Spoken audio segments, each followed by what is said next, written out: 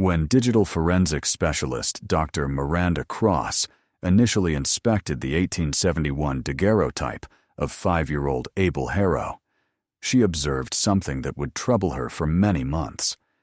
The ornate mirror, placed directly behind the child's left shoulder, appeared ordinary at first sight.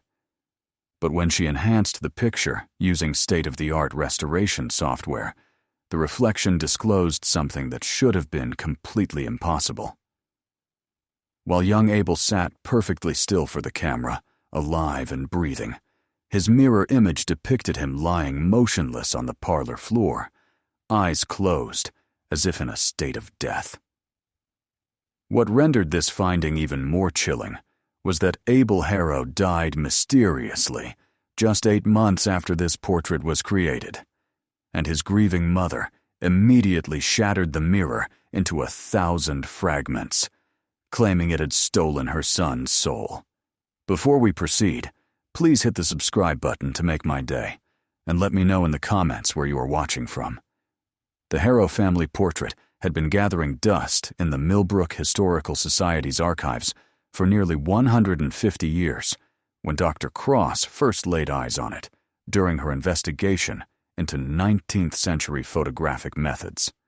The Society's curator, elderly Mrs. Peyton, had mentioned it almost as an insignificant detail while guiding Miranda through the assortment of local artifacts and documents, cramming the Society's confined basement storage.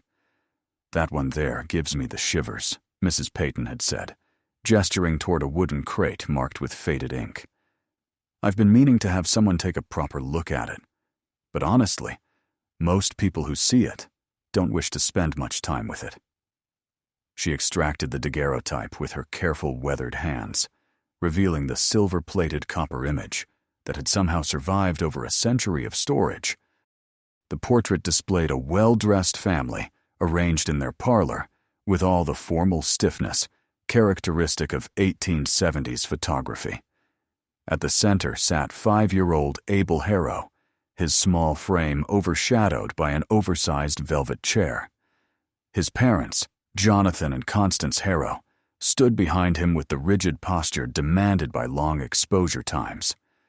The father's hand rested protectively on his son's shoulder, while his mother's fingers gripped the back of the chair with white-knuckled intensity that seemed to transcend the limitations of monochrome photography.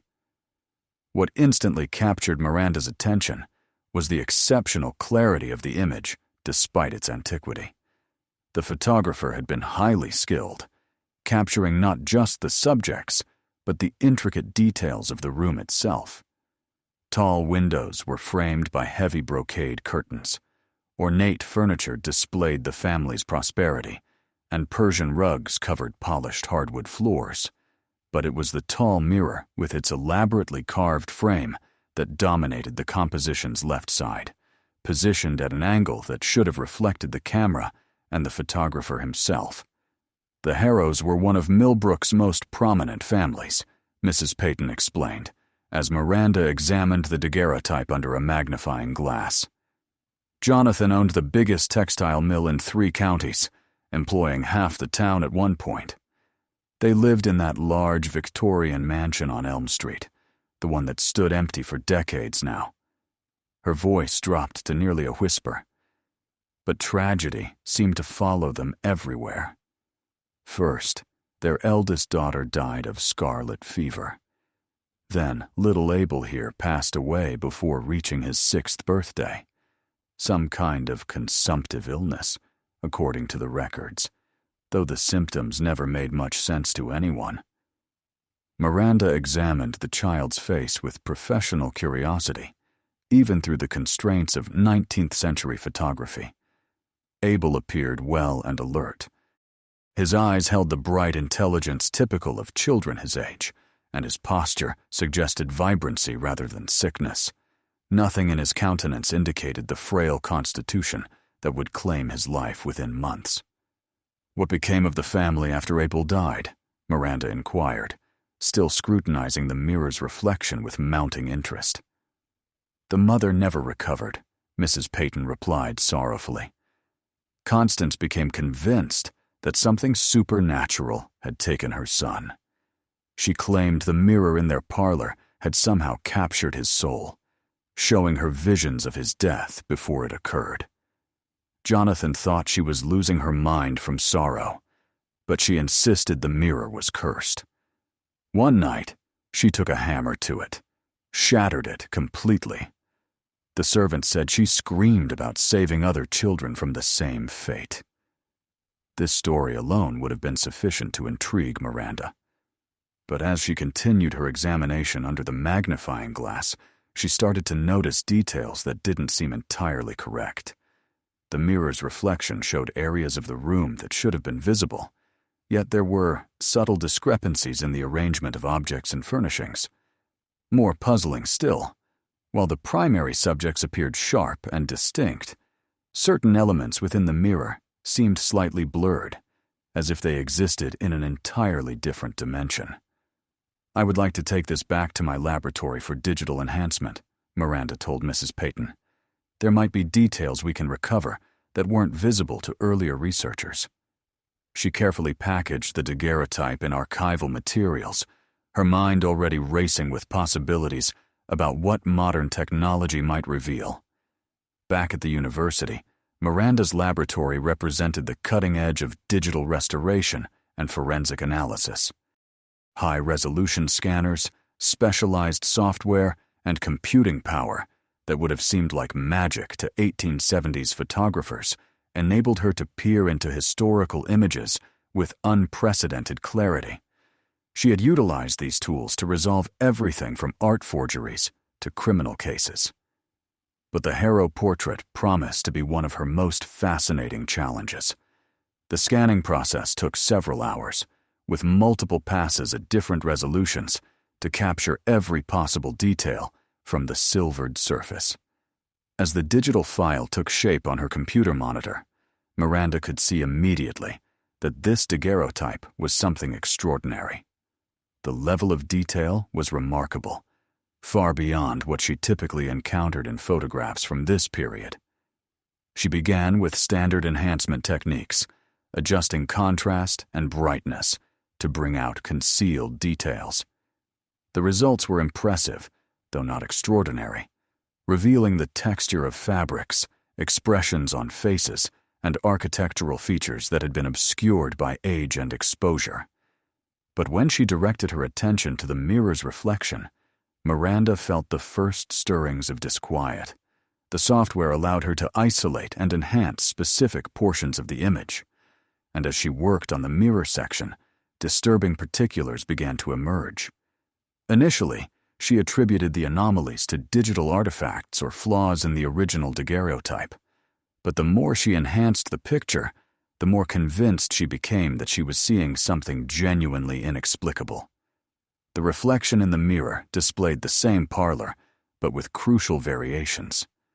While the main photograph captured the family posing for their portrait, the mirror seemed to reflect an entirely different moment. The parents stood in roughly the same positions, but their expressions were transformed. Jonathan's protective stance had become one of desperate grief, his face contorted with anguish. Constance appeared to be screaming silently, her hands pressed to her face in a gesture of absolute despair. But it was the child's reflection that made Miranda's hands tremble as she worked. While Abel sat alive and healthy in the primary image, his reflection in the mirror showed him lying motionless on the parlor floor. His small body was positioned as if he had simply collapsed where he stood, arms at his sides, eyes closed in what looked unmistakably like death. The detail was so precise that Miranda could distinguish the pattern of the Persian rug beneath his still form. She spent the next 3 days verifying her findings, running different enhancement algorithms, and consulting with colleagues to ensure she wasn't seeing patterns that existed only in her imagination. Every test confirmed the same incredible result. The mirror reflection showed a scene that differed fundamentally from the main photograph, depicting what appeared to be the aftermath of the child's death months before it actually occurred. Miranda's reputation as a skeptical scientist made her reluctant to jump to supernatural conclusions, but she couldn't ignore what the evidence clearly showed. She began researching the history of spirit photography and other 19th century phenomena that might explain the anomaly, but nothing quite matched what she was seeing in the Harrow portrait. Her investigation led her back to Millbrook and the Historical Society, where Mrs. Peyton introduced her to Harold Grayson, a retired librarian who had spent decades collecting local folklore and unexplained stories. Harold lived in a cluttered apartment above the town's old bookstore, surrounded by filing cabinets full of newspaper clippings, handwritten accounts, and photographs documenting Millbrook's stranger occurrences. The Harrow case has always been one of our most persistent mysteries, Harold explained, as he pulled out a thick folder marked with faded ink. Not just because of the boy's death, but because of what happened afterward. Constance Harrow wasn't the only person who claimed that mirror showed impossible things. He spread out newspaper clippings from 1871 and 1872, yellowed with age but still legible. The headlines told a story of growing hysteria in the months following Abel's death. "Grieving mother destroys cursed mirror," read one. Another proclaimed, "Servants flee Harrow mansion after supernatural encounters." According to these accounts, Harold continued, several people reported seeing disturbing reflections in that mirror before Constance destroyed it. The family's cook claimed she saw her own death reflected while polishing it one morning. The groundskeeper said it showed him events from many years in the past, including the death of the Harrows' first daughter. But the most disturbing reports came from visitors who saw reflections of their children in states of distress or peril.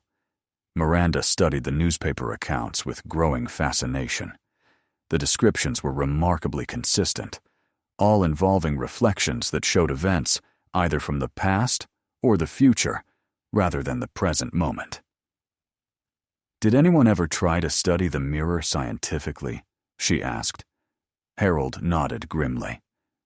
"A professor from the state university came to examine it about 2 weeks before Constance smashed it.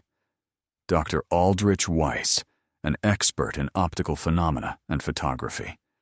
He spent 3 days in the Harrow house taking photographs and measurements, but he left abruptly without publishing his findings. And when other researchers tried to contact him later, they discovered he had resigned his position and disappeared." This information sent Miranda on a new research path, tracking down records related to Dr. Weiss and his investigation. University archives contained personnel files and correspondence that painted a picture of a respected scientist who had become increasingly obsessed with what he called temporal optical anomalies in the months before his disappearance.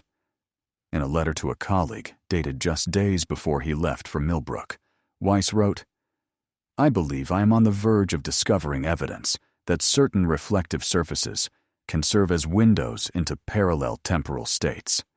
If my theories are correct, we may need to fundamentally revise our understanding of the very nature of time itself." The letter was the last official correspondence in Weiss's file. After that, there were only concerned inquiries from colleagues and a brief note from the university administration stating that the professor had resigned for personal reasons and had left no forwarding address. Miranda's investigation into Dr. Weiss eventually led her to a small town in northern Vermont, where local records indicated a man of that name had purchased property in 1872. The current owner of the land, a farmer named Bill Hutchins, remembered stories his grandfather had told about the previous owner. "Grandpa said the professor fellow was strange. Spent all his time in a workshop he built out behind the house," Bill explained, as he led Miranda across his property. "Never socialized with anyone. Just worked on some kind of experiments involving mirrors and photography.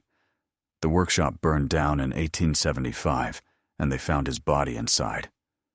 Grandpa always said the professor looked like he'd aged 20 years in just 3 years of living here." The site of the workshop was now just a depression in the ground, covered by grass and wildflowers. But Bill's grandfather had saved some items from the fire. In the farmhouse basement, wrapped in oilcloth and stored in a wooden crate, Miranda discovered Dr. Weiss's research notes and several daguerreotype plates that had somehow survived the fire. The professor's handwriting revealed a mind descending into obsession and possibly madness. His early notes were methodical and scientific, documenting experiments with different types of reflective surfaces and their photographic properties. But as the dates progressed, the tone became increasingly frantic and the content more disturbing. The mirror from the Harrow house was not unique, one entry read. I have now identified 17 similar objects across New England, all exhibiting the same temporal displacement properties.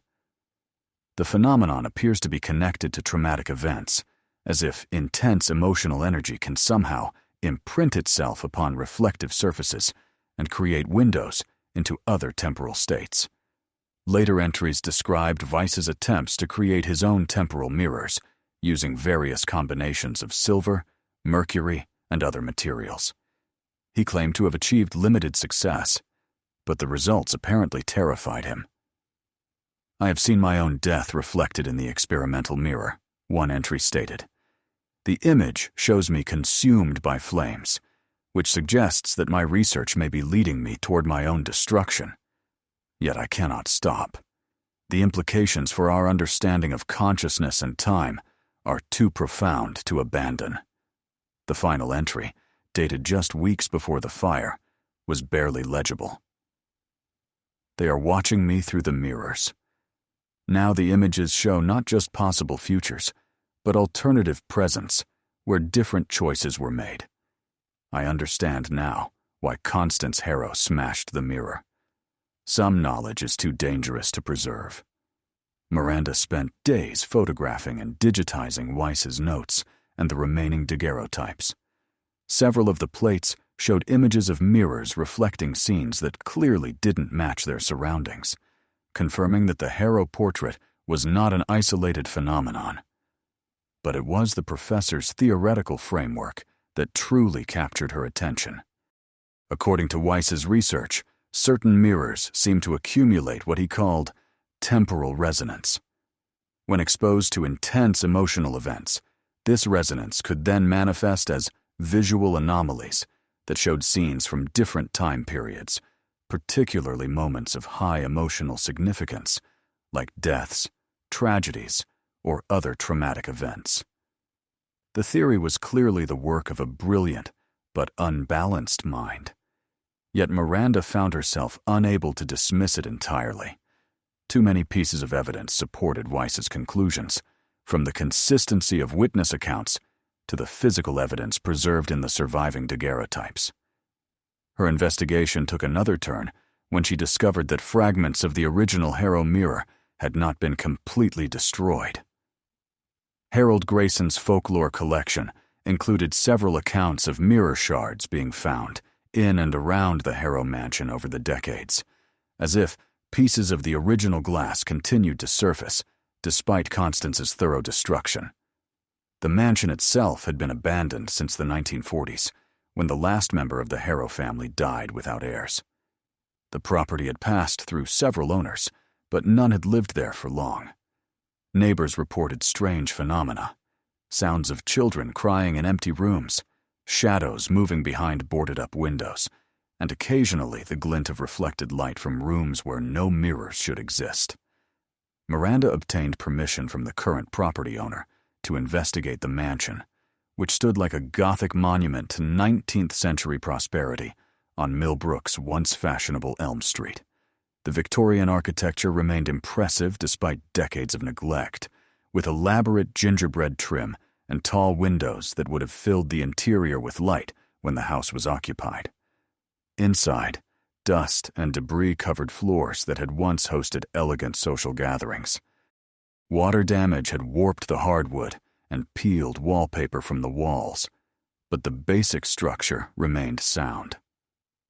Miranda made her way to what had been the main parlor, where the original portrait was taken, and where the cursed mirror had once stood. The room was smaller than she had expected, but she could identify the location where the family had posed by comparing the surviving architectural details with the daguerreotype. The tall windows, ornate moldings, and fireplace mantel all matched the photograph precisely. But what drew her attention was a series of small, glittering objects embedded in the wooden floor near where the mirror would have stood. Using tweezers and a magnifying glass, Miranda carefully extracted several small fragments of silvered glass from between the floorboards.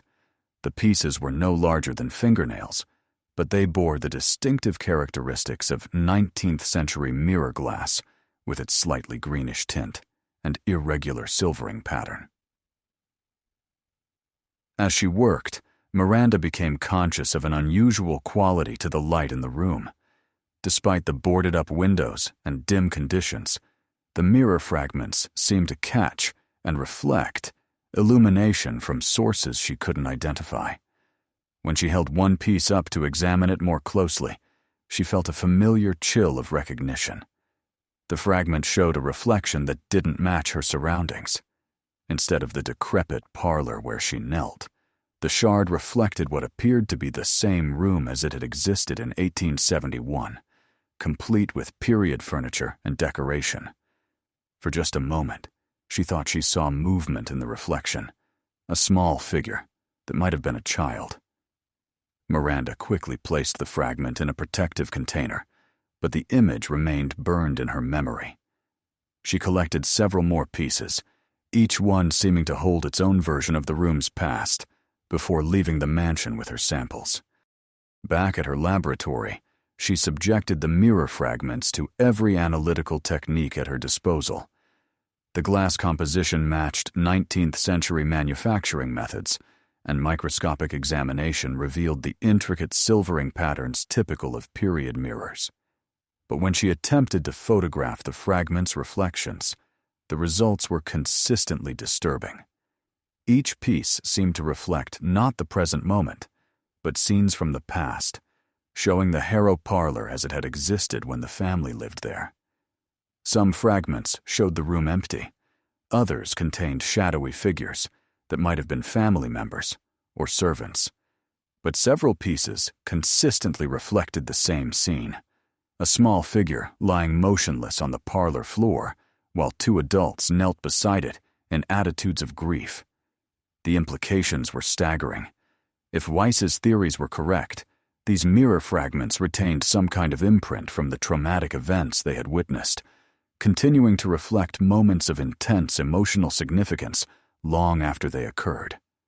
The technology to understand such phenomena was beyond current scientific capability, but Miranda felt compelled to document everything she discovered. Her research expanded to include other historical accounts of similar mirrors throughout New England. The pattern was remarkably consistent. Families would acquire ornate mirrors, usually antiques with unknown histories, and gradually begin reporting disturbing reflections that showed events from different time periods. In most cases, the mirrors were eventually destroyed or abandoned, but fragments would continue to surface for years afterward. One particularly detailed account came from Salem, Massachusetts, where a family had reported seeing Revolutionary War battles reflected in their dining room mirror during the 1920s.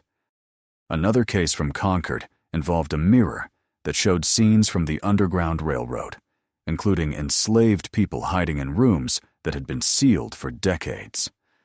The common thread in all these cases was the connection to locations where intense human emotions had been experienced. Mirrors seemed to absorb and retain these emotional imprints, later reflecting them as visual phenomena that defied conventional explanation. Miranda's findings attracted attention from researchers in fields ranging from parapsychology to quantum physics. Some colleagues dismissed her work as an elaborate hoax or misinterpretation of photographic artifacts, but others found the evidence compelling enough to warrant further investigation.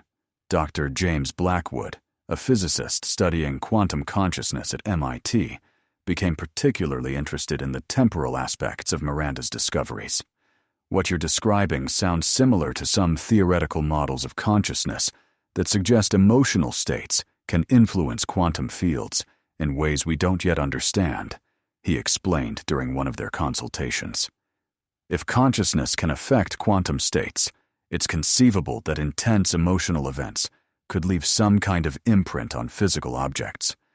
This scientific perspective gave Miranda hope that the phenomena she had documented might eventually be explained through conventional means rather than supernatural theories.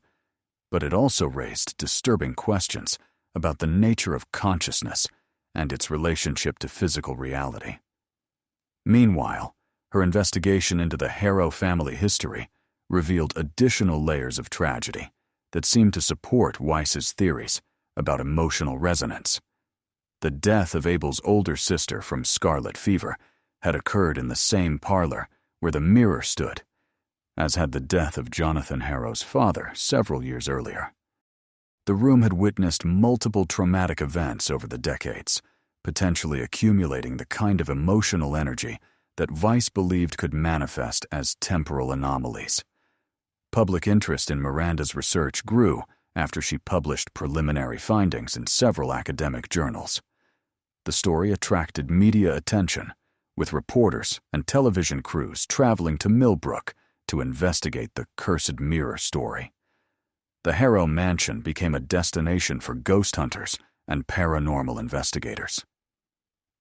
Though Miranda discouraged such visits as potentially dangerous, her concerns proved justified when several people reported experiencing disturbing episodes after visiting the mansion. A paranormal researcher claimed to have seen his deceased father reflected in windows of the abandoned house. A local teenager reported seeing her own death in a mirror fragment she picked up from the property. In each case, the experiences left lasting psychological effects that required professional counseling. Miranda began to understand why Constance Harrow had been so desperate to destroy the mirror. The psychological impact of seeing impossible reflections, particularly ones that seemed to predict future tragedies, would be devastating for most people.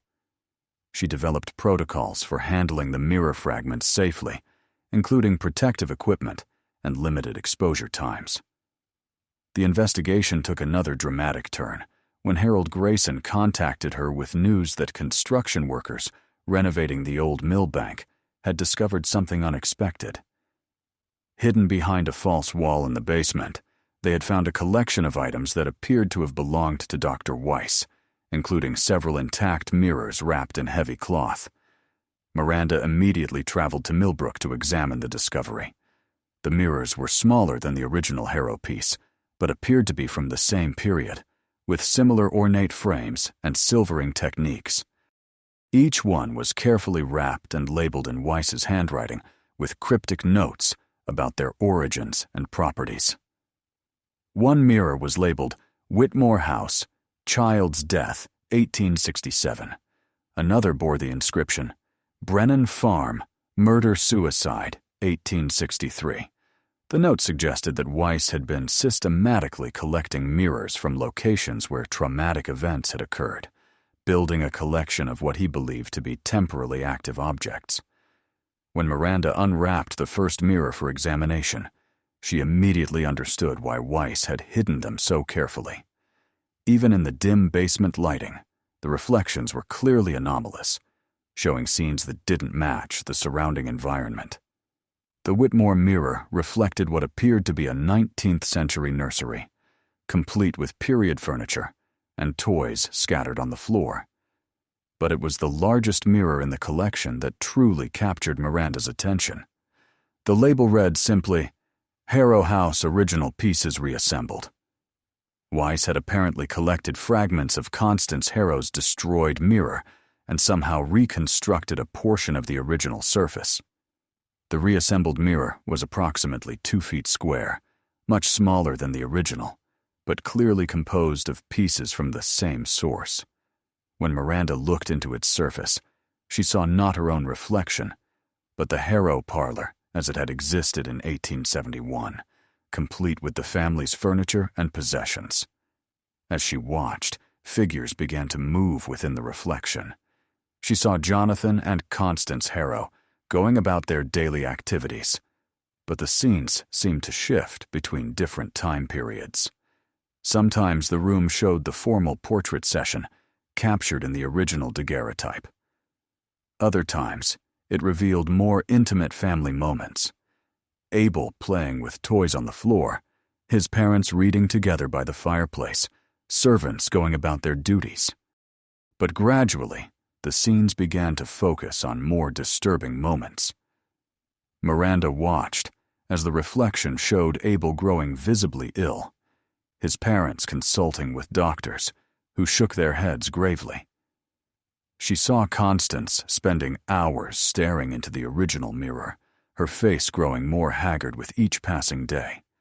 Finally, she witnessed the scene that the original daguerreotype had somehow captured in advance. Abel collapsing on the parlor floor while his parents rushed to his aid. The experience left Miranda emotionally drained and convinced that she was dealing with phenomena beyond current scientific understanding. The mirrors seemed to be more than simple repositories of visual information. They appeared to be windows into the past that could somehow influence present reality. Her research took on new urgency as she began to understand the potential dangers involved. If Weiss's theories were correct, these mirrors could have profound psychological effects on anyone who viewed them extensively. She documented her findings carefully, but restricted access to the mirrors themselves, recognizing that they represented both invaluable historical evidence and potential psychological hazards. The story of the Harrow mirror and Dr. Weiss's research eventually attracted international attention from researchers studying consciousness, quantum physics, and anomalous phenomena. Several universities established research programs to investigate similar cases, and Miranda found herself at the center of a new field of study that bridged science and the supernatural. But perhaps the most significant development came from an unexpected source. Maria Santos, a psychology professor studying inherited trauma, contacted Miranda after reading about her research. Maria's work focused on how traumatic experiences could be passed down through generations, affecting descendants who had never directly experienced the original trauma. What you're describing with these mirrors sounds remarkably similar to what we see in families dealing with inherited trauma, Maria explained during their first meeting. The emotional imprints seem to persist across time and affect people who encounter them later, just like traumatic memories can influence behavior patterns in subsequent generations. This psychological perspective offered a new framework for understanding the mirror phenomena that didn't require accepting supernatural explanations. If consciousness could indeed influence quantum fields in ways that left lasting imprints on physical objects, then the mirrors might be acting as a form of environmental memory, preserving and replaying traumatic experiences for anyone sensitive enough to perceive them. Miranda began collaborating with Maria and other researchers to develop protocols for studying the mirrors safely, while protecting subjects from potential psychological harm. They established strict guidelines for exposure times, mandatory counseling for anyone involved in the research, and procedures for safely storing or disposing of temporally active mirrors. The work attracted funding from several government agencies interested in the potential applications of consciousness research. Miranda found herself leading a team of physicists, psychologists, historians, and other specialists in what became known as the Temporal Mirror Project. Their research facility, located in a converted warehouse outside Boston, housed the largest collection of anomalous mirrors in the world. Over the following years, the project documented hundreds of similar cases across multiple continents. The pattern was remarkably consistent. Mirrors exposed to intense emotional events would retain some kind of imprint that could later manifest as anomalous reflections. The phenomena seemed to be triggered by specific psychological states in viewers, suggesting that consciousness played a crucial role in accessing the temporal information stored in the mirrors. The research had practical applications as well. Law enforcement agencies began consulting with the project when investigating cold cases, particularly those involving missing persons or unexplained deaths. Several cases were solved when investigators were able to recover information from mirrors present at crime scenes, though the evidence was rarely admissible in court due to its unusual nature. Mental health professionals also found applications for the research in treating patients with post-traumatic stress disorder. Some therapists reported success using controlled exposure to temporally active mirrors as a way of helping patients process and integrate traumatic memories. Though the technique required extensive training and careful monitoring to avoid psychological harm, perhaps the most significant impact of the research was philosophical. The discovery that consciousness could leave lasting imprints on physical objects challenged fundamental assumptions about the nature of reality and the relationship between mind and matter. Universities began offering courses in consciousness studies, and several religious organizations revised their doctrines to account for the possibility of persistent spiritual imprints in the physical world. Miranda continued her research for another 2 decades, eventually becoming one of the world's leading experts on temporal mirror phenomena. She published numerous papers and books on the subject, trained hundreds of researchers in safe handling protocols, and helped establish international guidelines for studying anomalous objects. The original Harrow daguerreotype remained one of the most compelling pieces of evidence in the field, serving as proof that temporal anomalies could be captured using conventional photography techniques. Museums around the world displayed copies of the image, though the original remained securely stored in Miranda's research facility due to its continued temporal activity. The Harrow mansion was eventually purchased by a historical preservation society and converted into a museum dedicated to 19th century life and the study of anomalous phenomena. Visitors could tour the restored parlor where the original portrait was taken, though the room was carefully monitored for mirror fragments and other temporally active objects. Abel Harrow's story became a symbol of the profound connections between consciousness, emotion, and physical reality. His brief life and tragic death had somehow transcended the normal boundaries of time, creating a legacy that continued to influence researchers and scholars more than 150 years later. The mirror fragments from the Harrow house remained active, continuing to reflect scenes from the past for anyone sensitive enough to perceive them. Some researchers reported seeing Abel playing in the reconstructed parlor, his childish laughter somehow echoing across the centuries through the strange properties of silvered glass and human consciousness. In her final paper before retirement, Miranda wrote, "The case of Abel Harrow and the temporal mirror phenomena has taught us that consciousness may be far more persistent and influential than we previously understood.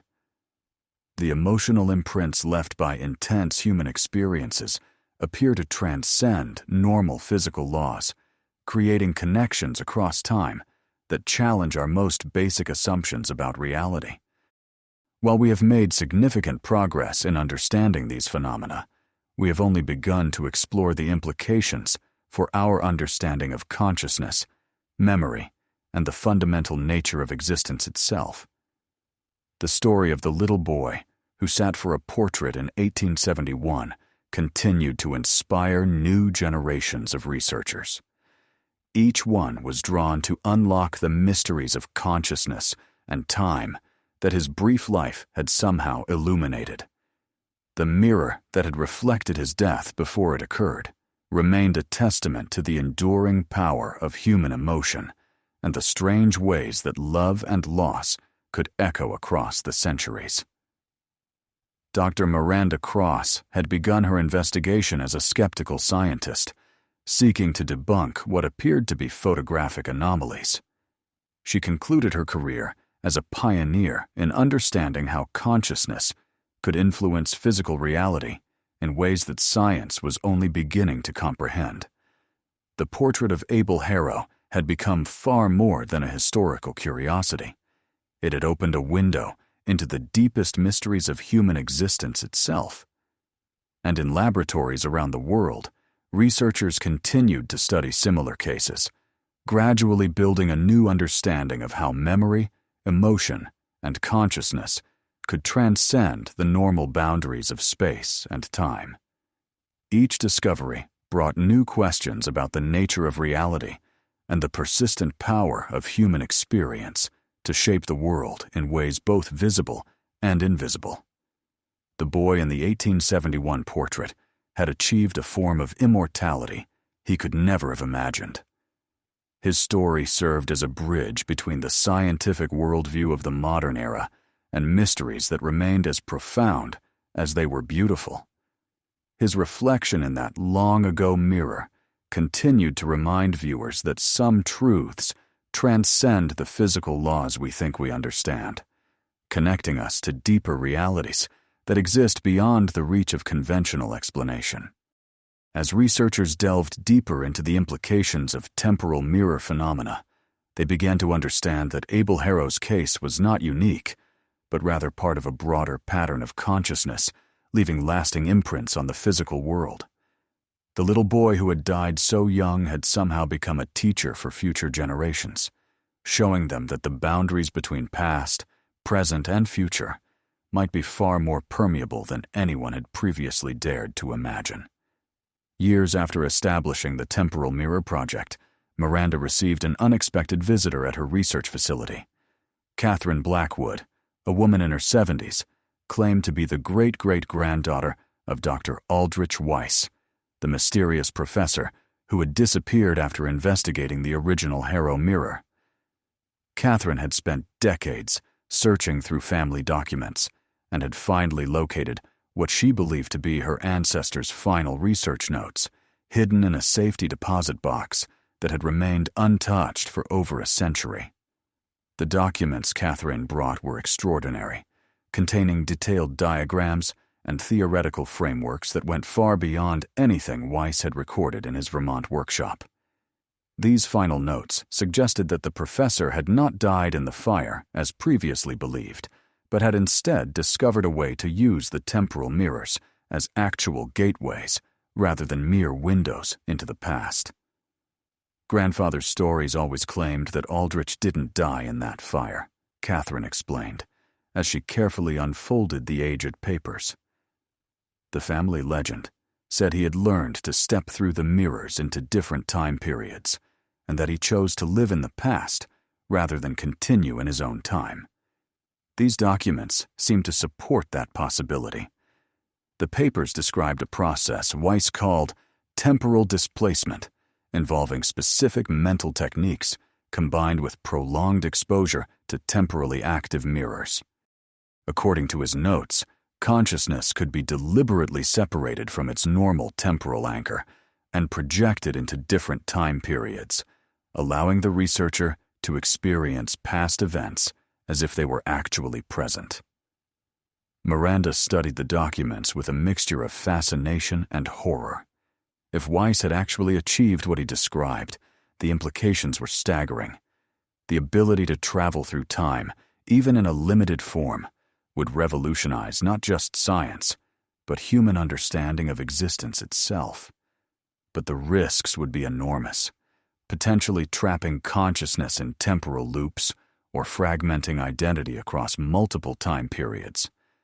The notes also contained references to other researchers who had supposedly achieved similar results, creating a secret network of temporal explorers operating throughout the late 19th and early 20th centuries. Names and locations were scattered throughout the documents, suggesting that Weiss had been part of a larger investigation into consciousness and time that had been deliberately hidden from mainstream science. Miranda decided to investigate some of these references, beginning with a case in Charleston, South Carolina, where Weiss had noted the existence of a chronologically active mirror in the historic Peyton House.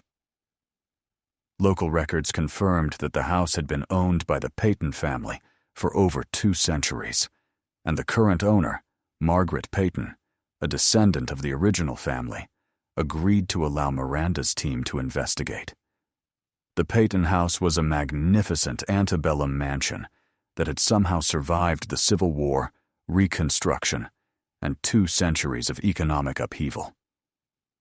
Margaret Peyton, a retired professor of Southern history, had spent her life preserving both the house and its contents, including several mirrors that had been in the family since the 1700s. "There's always been something strange about the mirrors in this house," Margaret admitted, as she led Miranda through rooms filled with period furniture and portraits. Every generation of Peytons has reported seeing things that shouldn't be there, reflections of people and events from different time periods. "My grandmother used to say the mirrors remembered everything that had ever happened in these rooms."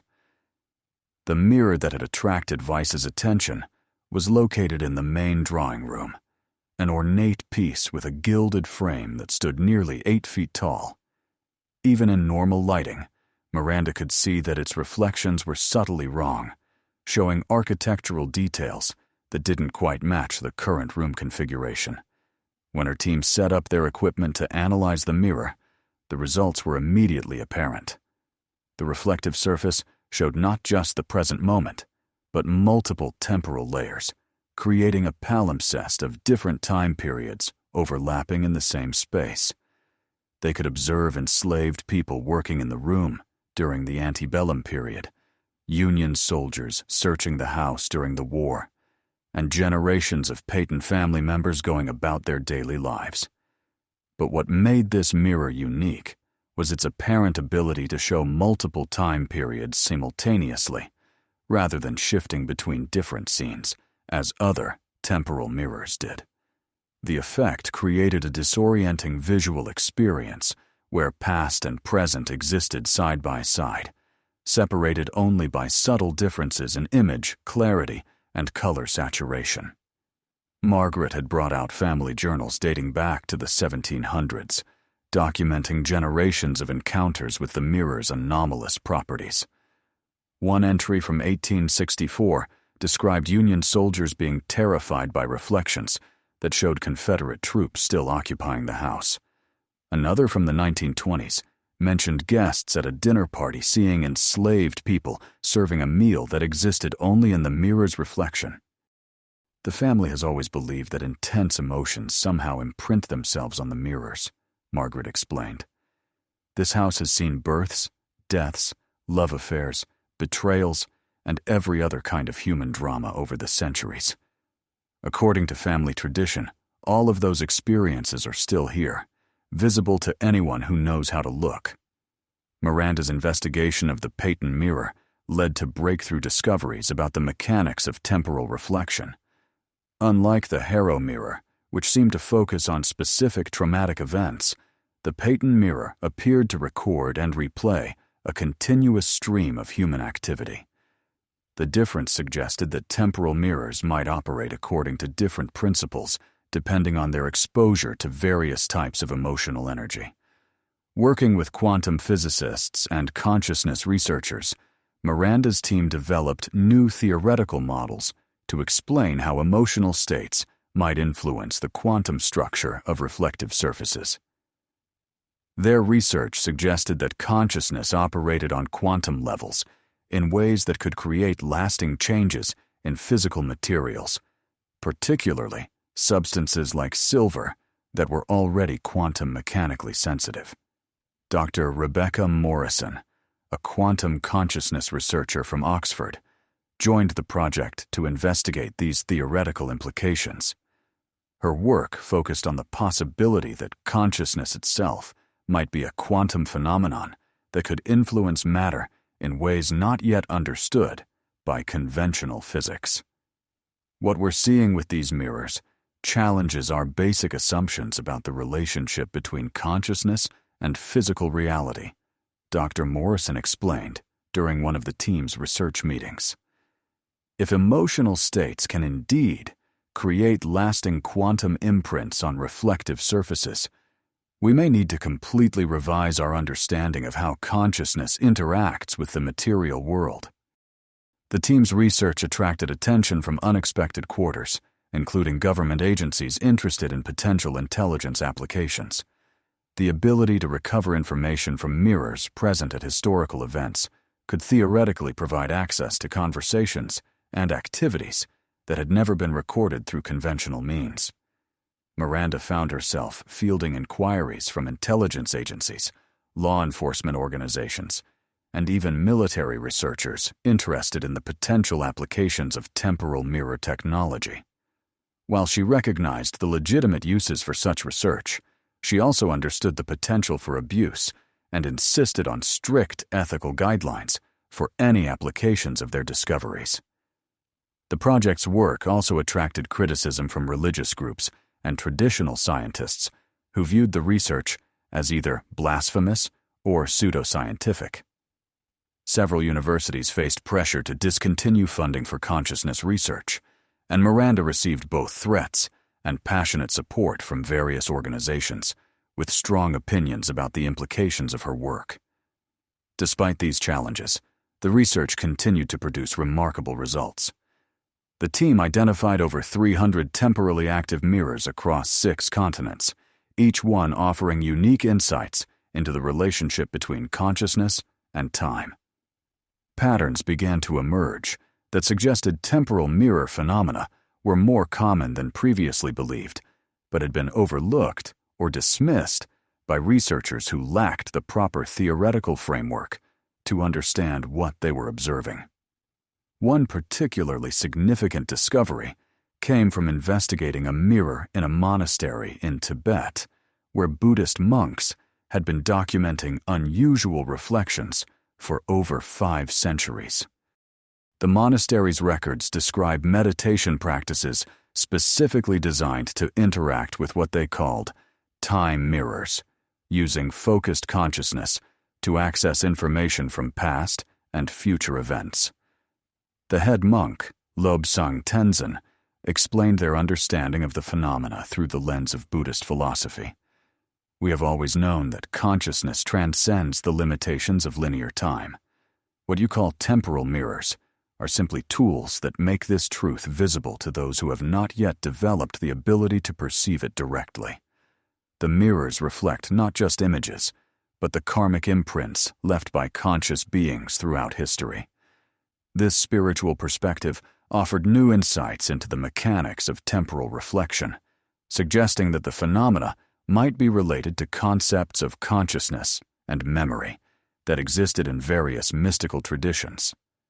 Miranda began collaborating with scholars of comparative religion and philosophy to explore these connections, finding remarkable similarities between her scientific observations and descriptions found in ancient texts from multiple cultures. The investigation also revealed that temporal mirror phenomena might not be limited to manufactured mirrors. Natural reflective surfaces, including still water and polished stone, could apparently develop similar properties when exposed to intense emotional events over extended periods. This discovery expanded the scope of the research dramatically, suggesting that temporal imprints might be far more common in the environment than anyone had previously suspected. A particularly striking example came from Gettysburg, Pennsylvania, where researchers documented anomalous reflections in a pond located near one of the Civil War battle sites. The water's surface would occasionally show scenes from the battle itself, complete with soldiers and artillery that had fought there over 150 years earlier. Local park rangers had been quietly documenting these phenomena for decades, but had never reported them officially due to concerns about ridicule and disbelief. Miranda's team spent several months at Gettysburg, documenting the temporal reflections and correlating them with historical records of the battle. The accuracy of the details they observed was remarkable, including uniforms, weapons, and tactical movements that matched contemporary accounts with extraordinary precision.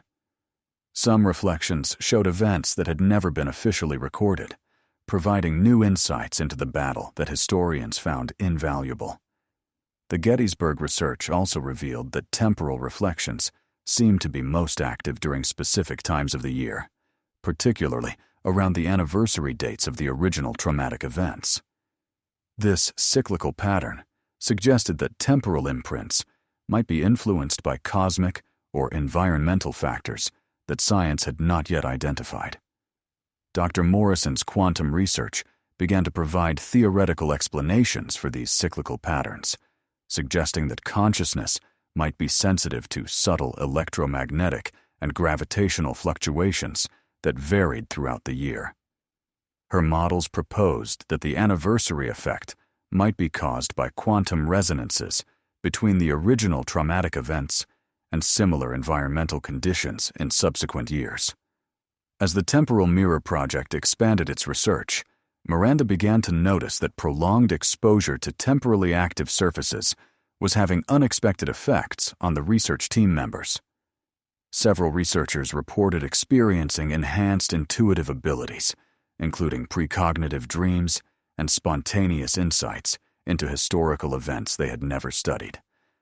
Dr. Peter Vaughan, a psychologist studying these effects, documented consistent patterns of psychological change among team members exposed to temporal mirrors for extended periods.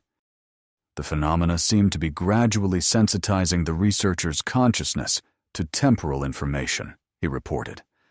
It's as if prolonged exposure is training their minds to perceive quantum information that normally remains below the threshold of conscious awareness. These psychological effects raised new ethical questions about the research. While the enhanced abilities seemed beneficial in most cases, there were also reports of researchers becoming emotionally overwhelmed by the intensity of historical trauma they perceived through the mirrors. Several team members required psychological counseling to help them process the experiences they had witnessed. Miranda implemented new safety protocols requiring regular psychological evaluations for all team members and limiting individual exposure to temporal mirrors. The protocols also included meditation and grounding exercises designed to help researchers maintain their connection to present-moment reality while working with temporally active objects. The project's most ambitious investigation began when Catherine Blackwood provided additional documents suggesting that Dr. Weiss had discovered temporal mirrors at several locations across Europe. These sites allegedly included a mirror in the Palace of Versailles that reflected scenes from the French Revolution and another in a castle in Romania that showed events spanning multiple centuries of vampire legends. Miranda organized international expeditions to investigate these locations, working with historians, museum curators, and government officials to gain access to historically significant mirrors. The Versailles investigation required extensive negotiations with French cultural authorities, but eventually resulted in one of the most significant discoveries in the project's history. The mirror in question was located in the Queen's apartments and had been removed from public display decades earlier due to what museum staff diplomatically described as unusual optical properties. When Miranda's team was finally granted access to examine it, they discovered temporal reflections of extraordinary clarity and detail, showing scenes from throughout the palace's turbulent history. The most dramatic reflections showed events from the French Revolution, including scenes of the royal family's final days and the violent aftermath of their execution. But the mirror also displayed centuries of court life, from lavish parties during the height of the monarchy to secret meetings and romantic encounters that had shaped European history. French historians working with the team were amazed by the accuracy of the details they observed, including conversations and private moments that had never been recorded in any historical document. The mirror seemed to preserve not just visual information, but somehow captured the emotional essence of the events it reflected, allowing observers to sense the fear, joy, ambition, and despair of the historical figures they witnessed. The Versailles mirror also demonstrated the most sophisticated temporal properties yet discovered, showing the ability to respond to observers' focused attention by revealing specific time periods or events. Researchers could apparently direct the mirror's temporal focus by concentrating on particular historical questions or periods, suggesting an interactive relationship between consciousness and the temporal information stored in the reflective surface. This interactive capability opened new possibilities for historical research, allowing scholars to essentially interview the past by focusing their attention on specific questions and observing the mirror's response. Several historical mysteries were resolved through this process, including the true circumstances of certain political assassinations and the locations of lost treasures that had been hidden during times of war. But the most significant discovery at Versailles was evidence that some historical figures had been aware of the mirror's temporal properties and had deliberately used them for their own purposes.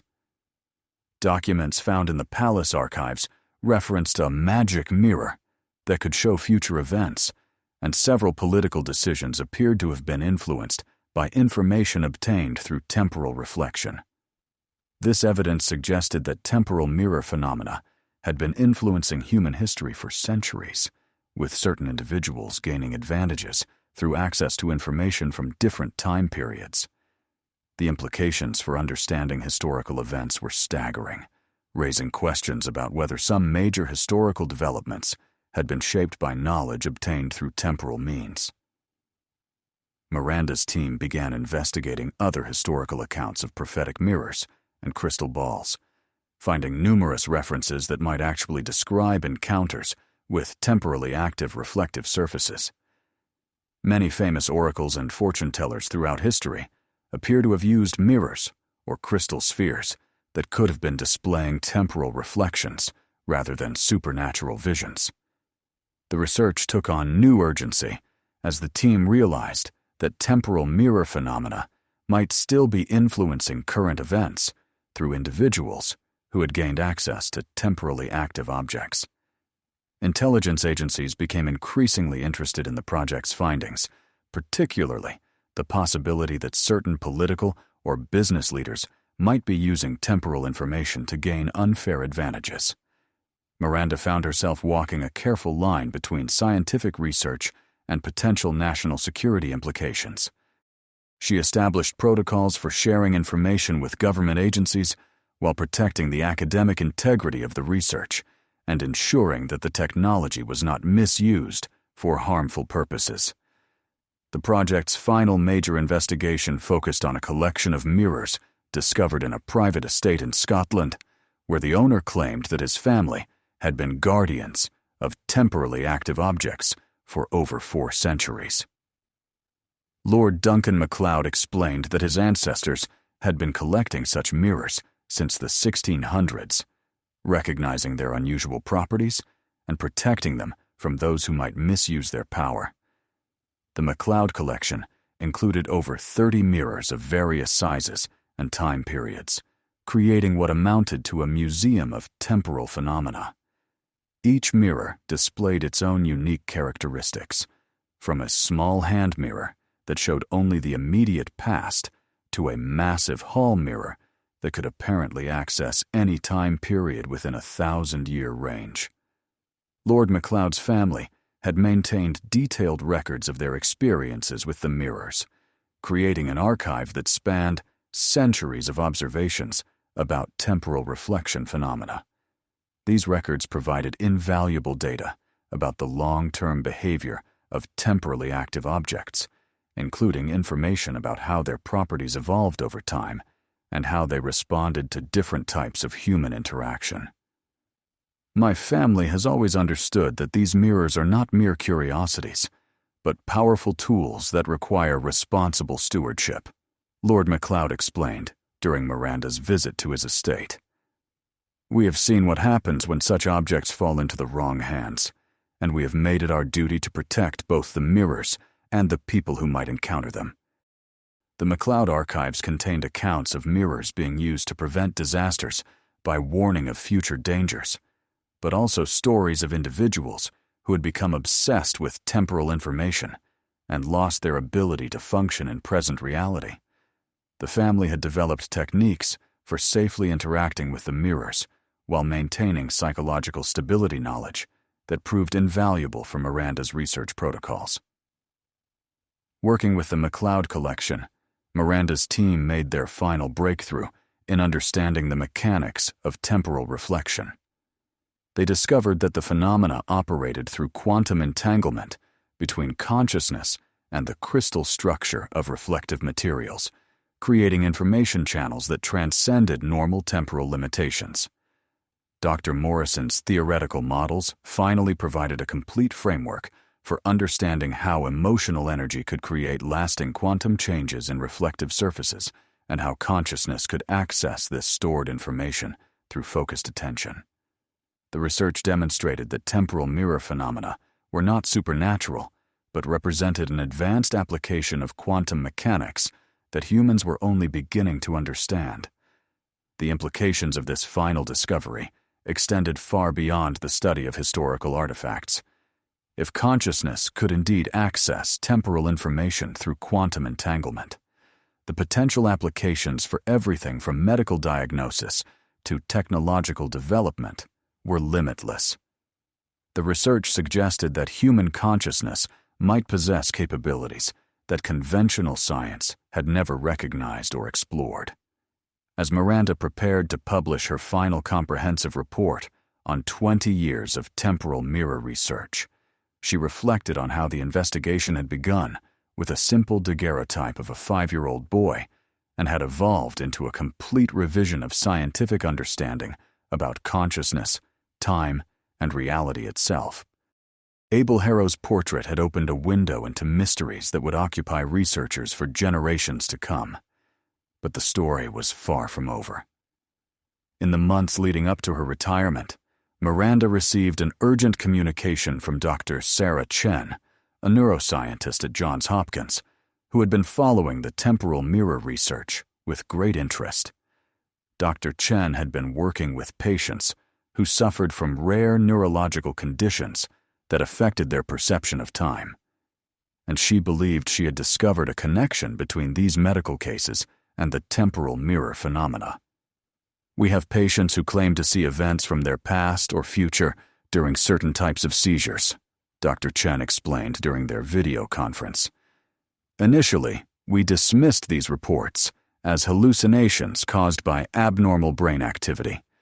But after reading your research, we decided to investigate whether these patients might actually be accessing temporal information through quantum consciousness mechanisms, similar to what you've documented with the mirrors."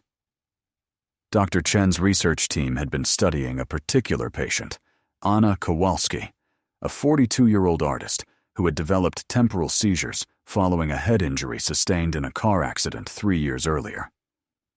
During these episodes, Anna would report experiencing vivid scenes from her childhood or glimpses of events that hadn't happened yet. Unlike typical hallucinations, Anna's temporal visions were remarkably detailed and often contained information she couldn't have known through normal means. Anna described her grandmother's funeral in perfect detail, including conversations between relatives that she was too young to remember when it actually happened. Dr. Chen continued, "She also predicted her sister's pregnancy announcement 2 months before her sister even knew she was pregnant." We've documented over 50 instances where Anna's temporal visions had been verified through independent sources. This medical connection to temporal phenomena represented a breakthrough that Miranda hadn't anticipated. If certain neurological conditions could naturally activate the same quantum consciousness mechanisms that operated in temporal mirrors, it suggested that all human brains might possess latent abilities to access temporal information under the right circumstances.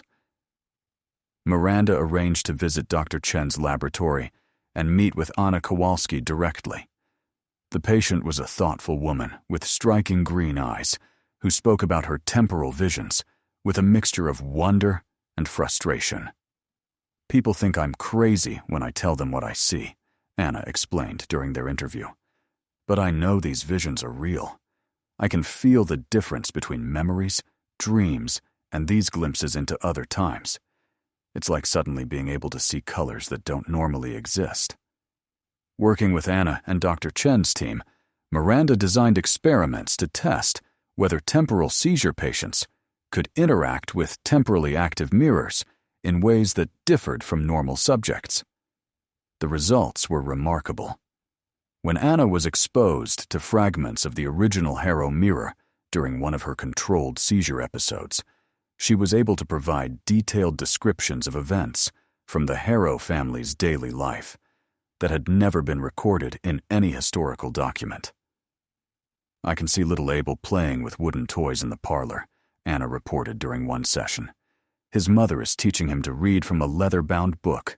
She keeps looking at the mirror with such fear in her eyes, like she knows something terrible is going to happen but can't stop it."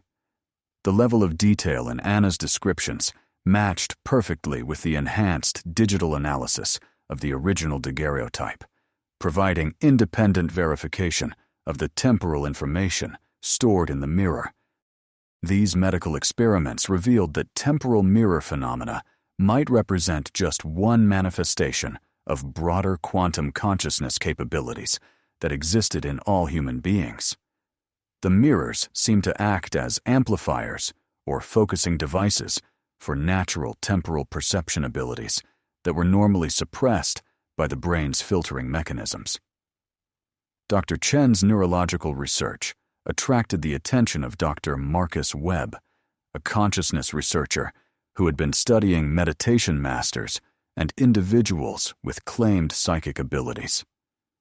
Dr. Webb's work focused on measurable changes in brain activity during altered states of consciousness, and he had documented unusual electromagnetic patterns in subjects who reported experiencing precognitive or telepathic phenomena. "What you're describing with the temporal seizure patients matches patterns we've observed in advanced meditation practitioners," Dr. Webb explained during a joint research meeting. "There appear to be specific neural networks that can access quantum information fields under certain conditions. Most people never activate these networks, but trauma, meditation, or exposure to temporally active objects might trigger their development. The convergence of neurological, quantum physics, and consciousness research created new possibilities for understanding human potential that went far beyond the original scope of the temporal mirror investigation." Miranda found herself at the center of an emerging field that combined elements of neuroscience, physics, psychology, and even parapsychology in ways that challenged traditional academic boundaries. The research team expanded to include specialists from multiple disciplines, creating what became known as the Quantum Consciousness Consortium. Their work attracted funding from sources ranging from government defense agencies to private foundations interested in human potential research. The consortium established research facilities at 3 universities and began recruiting subjects with various types of enhanced temporal perception abilities. One of their most significant discoveries came from studying identical twins, one of whom had developed temporal seizures following a head injury, while the other remained neurologically normal. Brain scans revealed that both twins possessed the same neural structures associated with temporal perception, but only the injured twin had activated these networks. This finding suggested that the potential for temporal awareness might be present in all human brains, but required specific triggers to become active. The consortium's research also revealed that exposure to temporally active mirrors could gradually activate these dormant neural networks in normal subjects. Individuals who worked with temporal mirrors for extended periods showed measurable changes in brain structure and function, developing enhanced abilities to perceive quantum information that existed outside normal temporal boundaries. Dr. Linda Rodriguez, a psychiatrist specializing in consciousness disorders, joined the consortium to study the psychological implications of enhanced temporal perception. Her work revealed that individuals with active temporal awareness often experience significant challenges in adapting to their expanded perceptual abilities. Imagine suddenly being able to see every possible future outcome of your decisions, or being constantly aware of traumatic events from the past, Dr. Rodriguez explained. The human psyche isn't naturally equipped to handle that level of temporal information.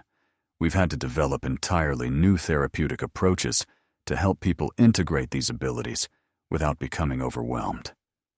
The psychological challenges of temporal awareness led to the development of training programs designed to help individuals safely develop and control their enhanced perceptual abilities. These programs combined elements of meditation, cognitive therapy, and exposure to temporally active objects in carefully controlled environments. Miranda became particularly interested in the ethical implications of temporal awareness research. If consciousness could indeed access information from different time periods, the potential for both beneficial and harmful applications was enormous. The ability to predict future events could prevent disasters and save lives, but it could also be used to manipulate financial markets or gain unfair advantages in competitive situations. The consortium established strict ethical guidelines for their research, including protocols for protecting the privacy of temporal information and preventing the misuse of enhanced perception abilities. They also worked with legal experts to address questions about the admissibility of temporal evidence in court proceedings and the rights of individuals whose private moments might be accessible through temporal perception. These ethical considerations became more pressing when the consortium discovered that certain individuals had been secretly using temporal awareness abilities for personal gain. A stock trader in New York was found to be using precognitive abilities to make investment decisions, while a professional poker player had been accessing temporal information to predict opponents' cards. The detection of these unauthorized applications led to the development of screening technologies that could identify individuals with active temporal awareness abilities. The technology raised new questions about privacy and discrimination as employers and institutions began requesting temporal awareness screenings for certain positions. Miranda worked with civil rights organizations to establish protections for individuals with enhanced temporal perception. Recognizing that these abilities represented a new form of human diversity that required legal and social accommodation, the consortium published guidelines for the ethical development and use of temporal awareness abilities, emphasizing the importance of voluntary participation and informed consent. The research also revealed that temporal awareness abilities appeared to be hereditary to some extent, with certain families showing higher rates of natural temporal perception across multiple generations. This genetic component suggested that temporal awareness might represent an evolutionary development that could become more common in future human populations.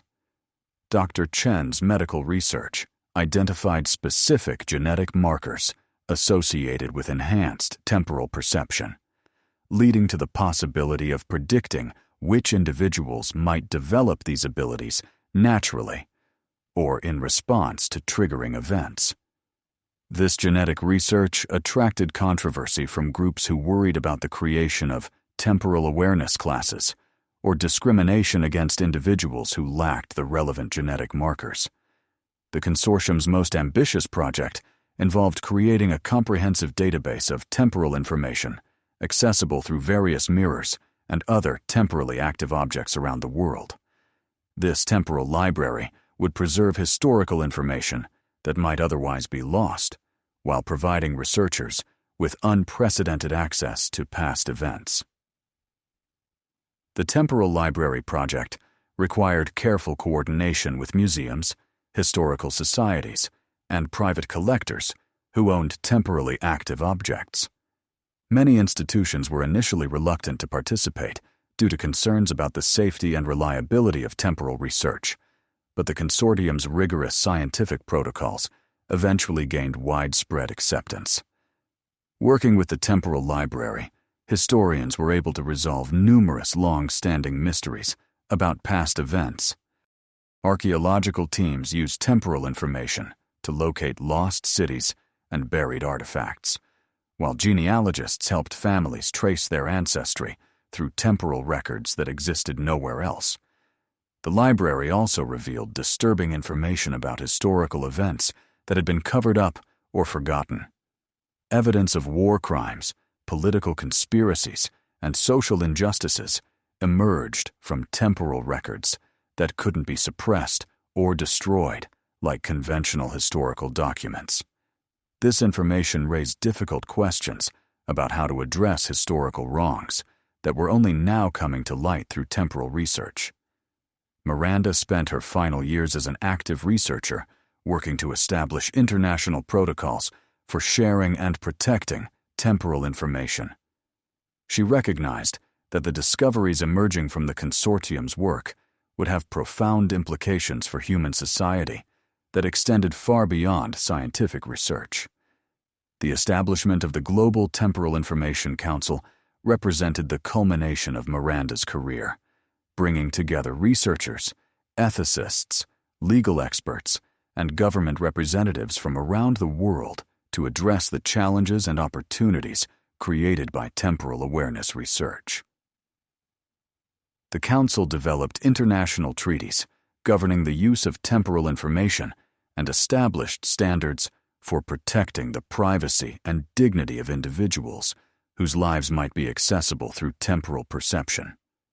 As Miranda prepared to step down from active research, she reflected on the extraordinary journey that had begun with a simple examination of an old daguerreotype and had evolved into a complete transformation of human understanding about consciousness and time. The boy in the 1871 portrait had opened doorways to possibilities that would continue to unfold for generations to come. The final chapter of Miranda's research career involved returning to the original daguerreotype and the mirror fragments that had started everything. Using the advanced techniques developed over 2 decades of research, she was able to extract temporal information from the portrait that revealed Abel Harrow's final days in unprecedented detail. The enhanced temporal analysis showed that Abel had somehow been aware of his approaching death, displaying a spiritual maturity that seemed impossible for a child his age. In the days before his death, he had spent hours sitting before the family mirror, apparently communicating with temporal reflections that showed him glimpses of the future researchers who would one day study his portrait. Most remarkably, the temporal analysis revealed that Abel had deliberately posed for the portrait in a way that would preserve temporal information for future discovery.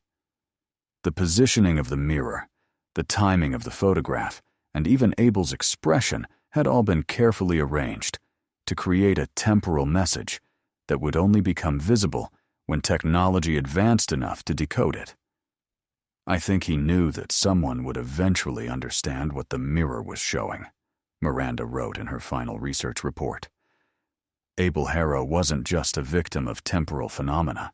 He was a willing participant who helped preserve evidence that would eventually advance human understanding of consciousness and time. His brief life served a purpose that transcended the normal boundaries of existence, connecting past and future in ways that continued to inspire new discoveries. The boy who had sat for his portrait in 1871 had become the catalyst for discoveries that bridged science and spirituality, revealing connections between past and present that challenged every assumption about the nature of existence. His reflection in that long-ago mirror continued to inspire new questions about consciousness and time, ensuring that his brief life would have an impact that extended far beyond anything his parents could have imagined when they posed him for that fateful photograph.